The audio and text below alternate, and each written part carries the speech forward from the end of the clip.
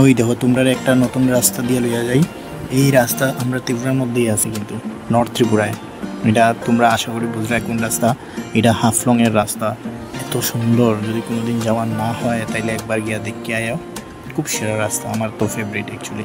এখানে long ride করার লাগিয়া খুব সুন্দর। আর যেদিন গেছিলাম ওই দিন রুদ্রটা একটু ভালোভাবে আসছিল, তো খুব সেরা লাগছে। ফাইন রাস্তা, তোমরাও ঘুরে আসতে পারো। ত্রিপুরার মধ্যে এমন একটা রাস্তা আছে, নর্থ ত্রিপুরার মধ্যে এমন একটা রাস্তা আছে যেটা দেখলে সত্যি খুব ভালো লাগে। ঠিক আছে।